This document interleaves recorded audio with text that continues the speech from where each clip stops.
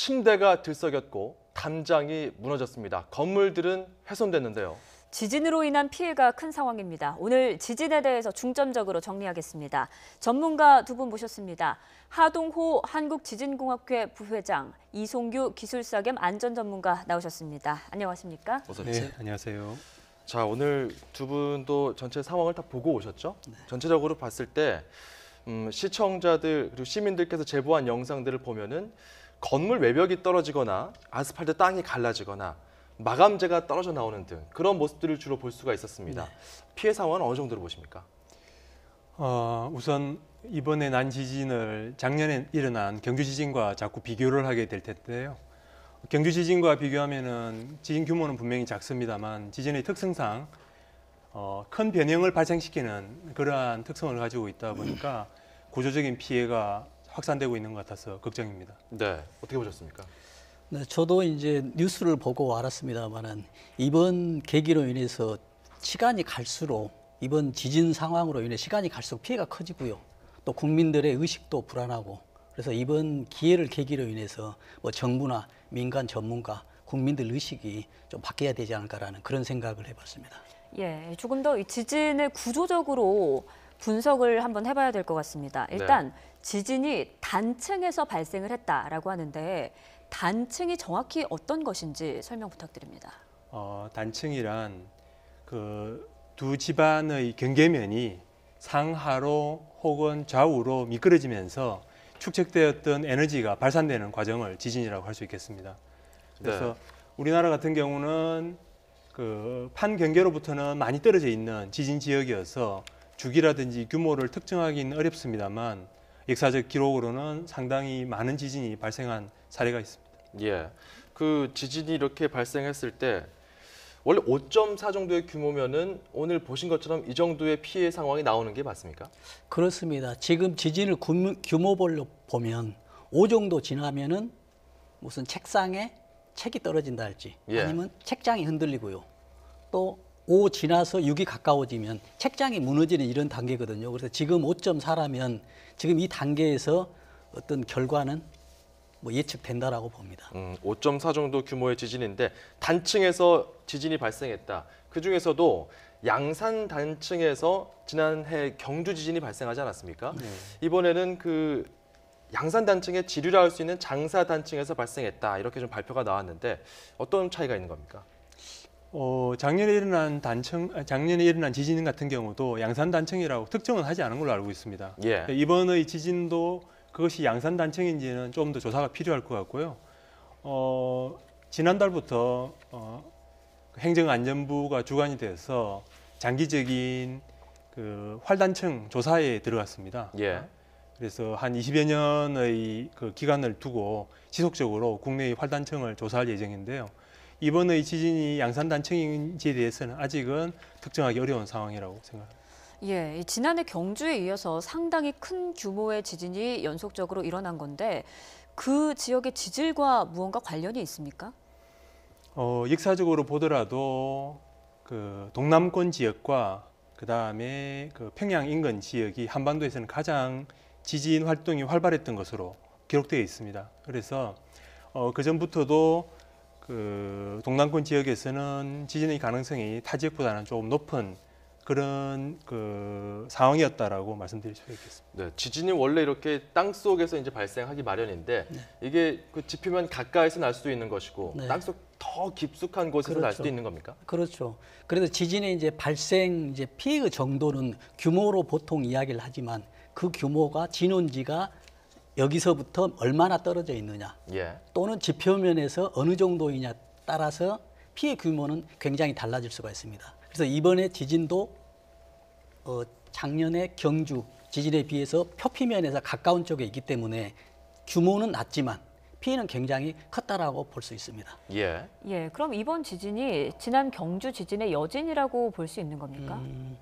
근데 이제 이걸 보면은 우리가 크게 보면은 일본의 동일본 대지진이 일어났을 이후에 예, 아시아 대한민국의 지반이 흔들렸다라는 주장이 굉장히 많아요. 연구 결과도. 예. 그렇다라고 보면은 보통 지진의 어떤 그 발생할 때 응력이라는 게 있거든요. 공학용어로 보면. 응력. 네. 내부에서 꿈틀거리는 힘이 있습니다. 응집되는 힘 그런 그렇죠. 건가요? 네. 시간이 지나면 이게 보통 3, 4년 지나면 이게 폭발한다는 얘기입니다. 네. 그러나 보면은 지금 5년 정도 됐어요. 그래서 발생을 1차 했고 다시 1년 이후에 지진이 일어났습니다. 그래서 저는 세 가지 어떤 지진이 상관관계가 있다라고 보여집니다. 예. 그렇다면 또다시 어느 순간 1, 2년 이후, 3, 4년 이후에는 또다시 이런 규모의 지진도 발생할 수 있다라는 이런 예측도 가능하겠습니다. 예. 그렇다면 지금 그 응집된 힘이 가장 강하게 분포해 있는 지역, 그게 그렇죠. 어딘지는 알 수 그 있습니까? 부분이 이제 아까 교수님께서도 말씀하셨지만은 그쪽에 영남 쪽에 지반이 약했고요. 지금 역사적으로 보면. 예. 그리고 또 작년에 아까 양산 단층이라는 결론이 나지 않지만 양산 단층하고 굉장히 가깝습니다. 예. 가깝기 때문에 영향을 안 받았다라고는 확신할 수 없어요. 그러나 저 개인적으로 생각으로는 영향이 있다고 보여집니다. 그렇기 때문에 경주, 포항 또 다른 몇 년 이후에 어떤 여진이 여파의 지진이 발생하지 않을까라는 그런 얘기도 가능합니다. 그 여파가 더 나타날 수 있다라고 말씀하셨는데 그 경북 지역, 또 네. 영남 지역 그 네. 일대에서 말씀입니까? 아니면은 그렇죠. 왜 그러냐면 여파는 예. 가까울수록 더 세게 나타나는 거죠. 그래서 거기에서 나타났는데 서울에 대한 여파는 굉장히 작죠. 예. 그러나 그 근방이 역사적으로 지반도 낮았었고 또 낮았기 때문에 일본의 지진에 영향을 받았었다고 가정을 하고 예. 그렇다면 또 연쇄적으로 지진이 발생할 수도 있다라는 예. 그런 예측이 됩니다. 그럼 혹시나 지금 그 지역의 단층이 힘을 받아서 네. 수도권 지역에 있는 수도권 밑에 지질에 뭔가 영향을 줘서 수도권 지역에도 지진이 발생할 가능성이 있다는 겁니까? 그렇죠. 이제 우리 대한민국도 저는 작년에 그 경주 지진을 보고 우리 대한민국도 이제는 지진의 안전지대가 아닐 것이라는 생각을 했었는데요. 그러나 오늘 이 지진을 보고 이제는 안전지대다고 저는 아니다고 확신합니다. 그렇다고 보면 어느 지역을 떠나서 서울이든 아니면 북한이든 아니면 전라도, 부산이든 지진이 발생할 수 있다라는 그런 생각을 해봅니다. 그 지난해 경주에서 지진이 발생한 이후에 한반도에서 지진이 전체적으로 한 2배 정도가 늘어났다, 횟수가 늘어났다는 분석이 있는데 한반도의 지진 활동이 이전과 다르게 좀 근본적으로 바뀌기 시작했다 이런 분석도 있더라고요. 가능성은 충분히 있다고 생각합니다. 현재 우리나라에는 약 2000년간의 역사 지진 기록이 있습니다. 그 역사 지진의 흐름을 보면은 한 300년 주기로 지진이 좀 빈번했다가 드물었다가 하는 그런 사이클을 가지고 있습니다. 지금 현재 지진 활동이 빈번기로 접어든다 하더라도 뭐 특별히 이상하지는 않은 그런 상황이라고 생각합니다. 그렇다면 지금 추세로 봤을 때는 확실히 더 주기가 좀 짧아졌다 이렇게 봐야 될까요? 동일본 대지진은 아까 영향이 돼서 말씀을 하셨는데요. 네. 동일본 대지진이라는 것은 정말 엄청난 지진이었습니다. 2011년 3월이었죠. 네, 그때 발생한 지진으로 지구 전체가 24시간 이상 진동을 했었고요. 그 영향을 충분히 우리나라도 이제 받을 수 있다고 생각합니다. 그래서 예. 그런 큰 지진이 인근에 발생하고 나면은 주변 지역의 지진 활동이 활성화된 사례는 많이 있습니다. 예. 조금 전에 수도권에서도 충분히 지진이 일어날 수 있다라고 네. 전망해 주셨는데 그렇다면 수도권에서 규모 5 이상의 강진이 일어날 가능성은 얼마나 보십니까? 참 이건 예측하기 굉장히 어렵습니다만은 가능성은 있다고 보지만 퍼센테이지로 말씀드리기는 굉장히 어렵습니다. 예. 그러나 이런 지진의 빈도수로 봤을 때 굉장히 큰 규모도 수도권에서 발생할 수 있다라는 것은 제가 말씀드릴 수 뭐 있겠습니다. 배제할 수는 없다 그렇죠. 이런 말씀인 것 네. 같은데 이런 것들을 사실 예측은 굉장히 어렵다고 하더라고요. 그렇다면은 현재의 상황을 좀 파악하는 것이 중요할 텐데 한반도 활성 단층 지도를 만들어야 한다. 이런 이야기는 지난해부터 꾸준히 제기된 것 네. 같은데 잘 되고 있습니까? 네, 행안부에서 금년 11월부터 시작을 했습니다. 그래서 많은 지진 관련 전문가들이 모여서 함께 연구를 시작한 것으로 알고 있습니다. 성과가 좀 나왔습니까? 이제 그 막 시작한 업무이고 예. 그리고 초기 5년간 동남권 지역만을 집중적으로 활단층을 조사할 예정이고요. 그 예. 이후로 전국적으로 확대할 계획이라서 전체적으로는 뭐 10년, 20년 걸리는 작업이 되겠습니다. 활단층이라 한다면은 활성 단층, 그러니까 단층이 좀 더 활발하게 움직이는 단층을 가리키는 겁니까? 어떤 의미입니까? 그 활화산처럼 유사히 이래 움직인 기록이 있으면 활단층이라고 부르는 것입니다. 움직인 기록이 있으면 예. 활단층이다. 예. 예. 자, 그러면 이 활성 단층 지도를 제작하면은 지진 예측도 어느 정도 가능해지는 겁니까? 그렇지는 않습니다. 예. 이웃 나라 일본의 경우에 지진 예측을 위해서 엄청난 예산과 인력이 투입되고 있습니다. 심하게는 깊이가 수킬로 되는 홀까지 뚫어서 지구 내부를 관측하고 있지만 네. 지진 예측은 불가능한 상황입니다. 예, 그런데 일각에서는 지진 자체를 연구하는 연구원 자체가 많이 부족하다 이런 말들이 나오더라고요. 현재 실태는 어느 정도입니까? 옳으신 말씀입니다. 현재 우리나라의 전문 인력의 양성 시스템이 상당히 많이 아쉬운 상황입니다. 예. 몇 번 언론에도 보도된 적이 있습니다만 가까운 일본의 경우에 이공계 대학원 진학률이 60, 70%인데 반해서 우리나라는 20, 30%밖에 되지 않습니다. 예. 네. 그 큰 이유로는 대학원 졸업생이 사회에서 제대로 된 대접을 받지 못합니다. 예. 그래서 예. 지속적인 기술 인력을 길러내기 위해서는 사회 전체에서 그러한 기술 인력을 수용할 수 있는 체계가 시급하다고 하겠습니다. 이송규 기술사께서는 이제 공학을 전공하시고 또 내진 설계 이런 부분에서도 네. 상당히 좀 탁월한 전문적 식견을 갖고 계신데 그 앞으로의 그 예측이 지금 학계에서는 참 어렵지 않겠느냐 이런 말씀도 해주셨는데 예측 가능하다고요? 지금까지는 예측이 불가능했습니다.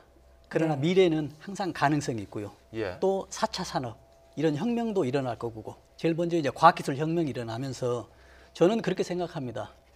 내진에 대해서 예측은 분명히 가능하다고 봅니다. 그러나 가장 중요한 것은 언제 일어나냐는 얘기죠. 예. 언제 예측이 가능하냐는 얘기죠.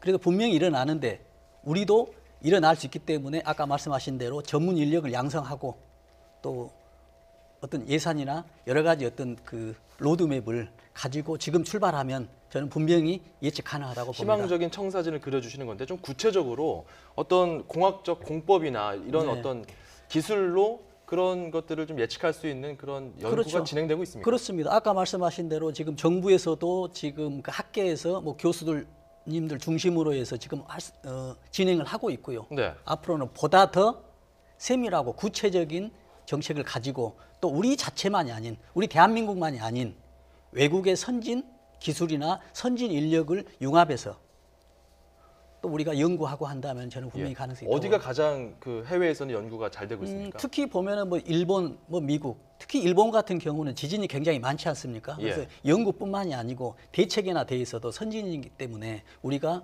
그 분야에 대해서는 지진에 대해서만큼은 일본에서 많이 배우고 또 협력하고 어떤 교류가 있어야 된다고 근데 생각합니다. 이 질문 좀 두 분께 다 드려야 될 것 같은데요. 그 땅 속을 검사할 수 있느냐, 그 자체가 좀 어렵지 않겠느냐라는 분석도 상당히 많았거든요. 그렇습니다. 어떻습니까? 이 땅속 검사가 제대로 이루어질 수 있는 것인지 우리 기술사님은 그러니까 지금까지는 못했어요.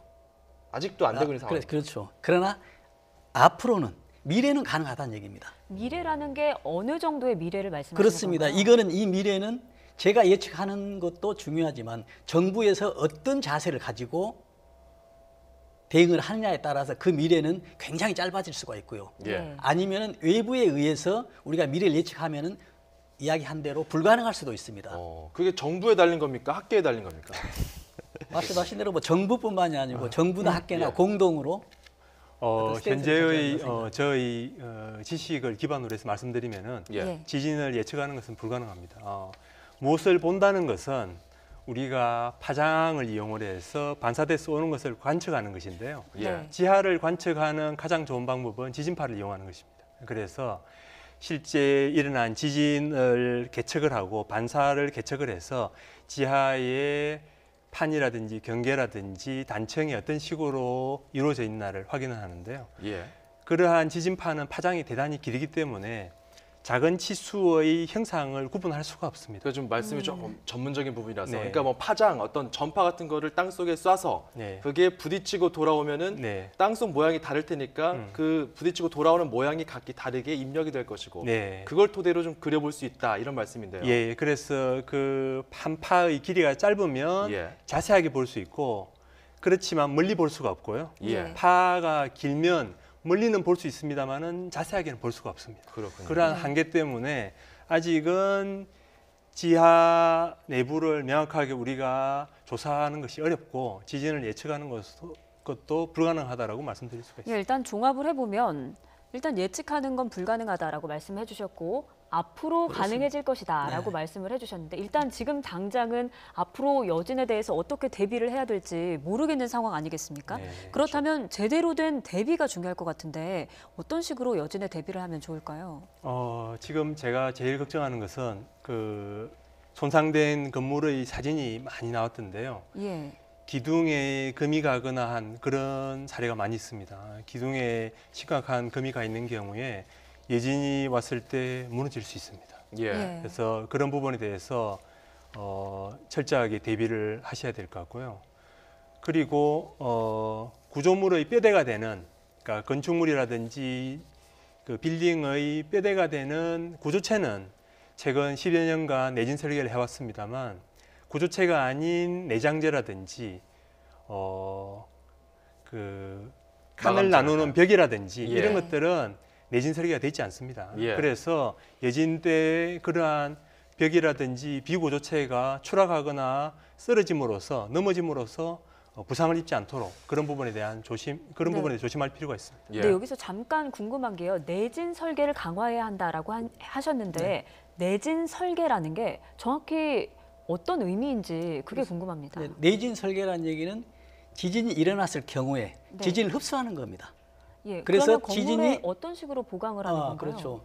그래서 건물을 보강하는 방법이 있고 건물을 새로 신축할 때 내진 설계 시스템을 적용하는 방법이 있거든요. 예. 그러나 지금 시스템에서는 우리가 거의 지금 절반 이상이 내진이 안 돼 있다고 보면 됩니다. 그럼 나머지에 대해서는 이제 내진을 보강해야 되는데요. 지금 있는 현 상태에서 보강이 충분히 가능합니다. 왜냐하면 가장 중요한 이유는 가장 중요한 강도를 갖는 힘을 갖는 부분에 보강을 하고요. 또는 외부에서 힘이 적용이 됐을 때 완화시키는 무슨 스프링 시스템, 이런 그 댐핑 시스템 이런 것들을 적용하면은 건물에 대해서 내진 보장이 되는 겁니다.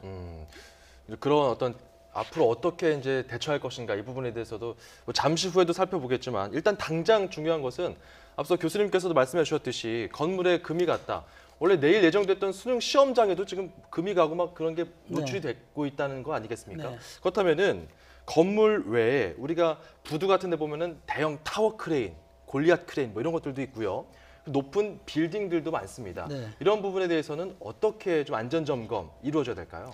그래도 지금 우리가 지금 현 상황에서는 지금 우리가 가장 안전이 중요하지 않습니까? 국민의 안전. 네. 그래서 국민의 안전이 중요하기 위해서는 내가 각 개인이 거주하고 있는 생활하고 있는 여기 기반의 건물들의 안전도가 어느 정도 되느냐가 이게 굉장히 중요합니다. 예. 이걸 알아야 되겠죠. 정말 네. 우리 여기서도 YTN 건물이 정말 진도에 얼마나 견디고 있으며 정말 어느 정도 지진에 방송이 스톱이 되는지. 그걸 누가 파악해야 됩니까? 그래서 여기서는 전문가가 파악을 하고 전문가 알아야 되고 예. 또 여기 방송국이든 정부에서 알아야 되지 않습니까? 예. 예, 그래서 그런데- 그런 대책들이 필요하고요. 예, 그래도 건물은 안전하지만 얼마 정도의 외부의 힘에 모든 게 스톱이 되느냐, 모든 게 스톱이 되더라도 일부가 스톱이 되느냐, 예. 이런 파악이 우선 중요하고요. 그 다음에 두 번째로는 공공건물 있지 않습니까? 공공건물에 대해서는 정부나 공공기관이 그 건물에 대해서 안전도가 어느 정도 되는지를 안 이후에 거기에 맞는 대책들이 필요하다는 얘기입니다. 그 공사장 같은 데 보면은 높은 그렇습니다. 타워 크레인들 있잖아요. 그렇습니다. 지금 오늘 지진이 났는데 그 네. 일대의 그 공사 현장의 타워 크레인들 지금 가동을 중단해야 되는 상황입니까? 아니면 어떻게 될까요? 지금 가동을 중단해야 된다, 안 해야 된다라는 얘기는 제가 여기서 말씀드릴 수 없지만은 그런 지진이 났을 경우에는 다시 한번 안전에 대한 대책을 다시 점검을 해야 됩니다. 예. 그래서 가능성이 일부라도 있다, 몇 퍼센트 있다 하면 바로 스톱을 하고 대책을 보완한 다음에 작업을 진행해야 된다라는 그 말씀을 드리고 싶습니다. 예. 예. 조금 전에 말씀을 해주셨지만 네. 실제로 많은 분들이 내가 지금 거주하고 있는 건물이 네. 내진 설계가 되어 있는지 안 되어 있는지 그런걸 대부분 모르신단 말이죠. 네.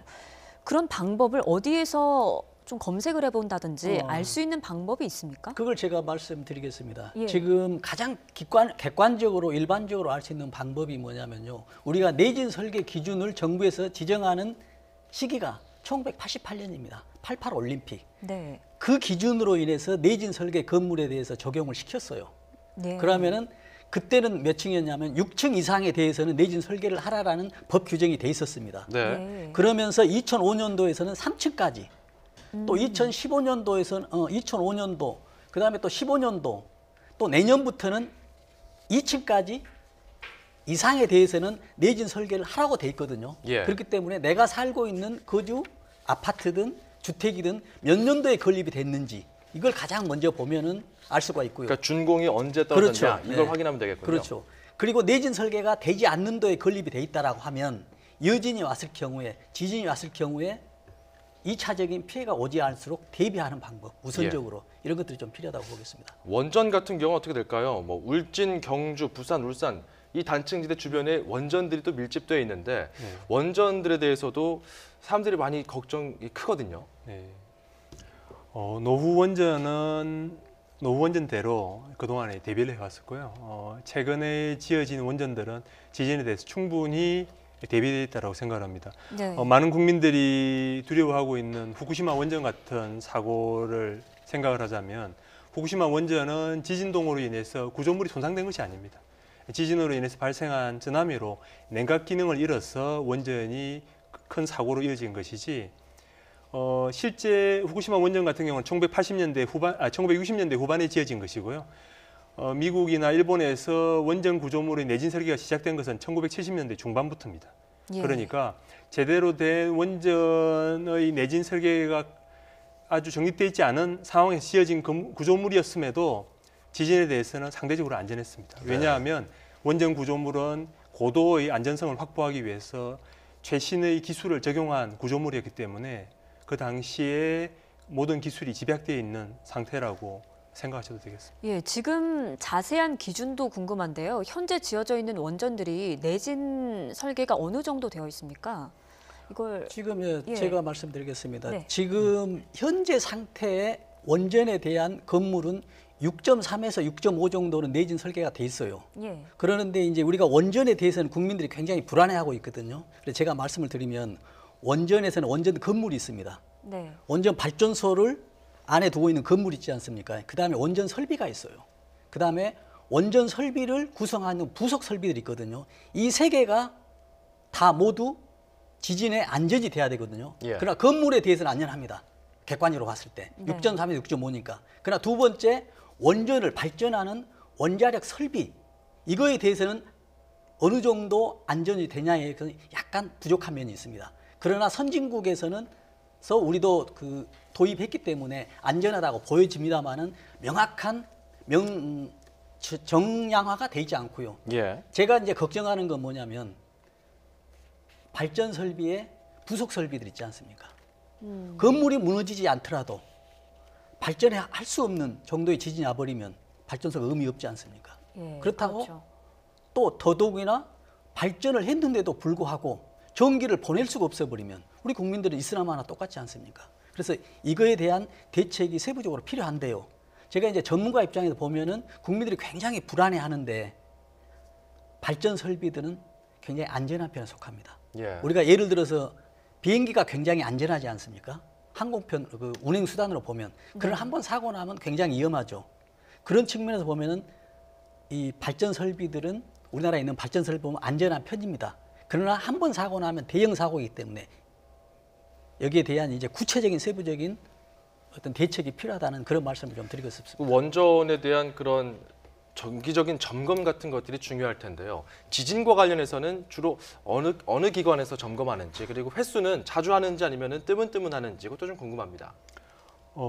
정기적인 검사 주기는 제가 알고 있지 못합니다만 한국수력원자력에서 하고 있고 한국수력원자력은 킨스 원자력 안전기술원의 그다음에 원자력 안전위원회의 규제하에 업무를 수행하고 있는 것으로 알고 있습니다. 네. 예, 또 공공시설에 대해서는 어느 정도 내진 네. 설계가 되어 있는지도 궁금한데요. 그러니까요.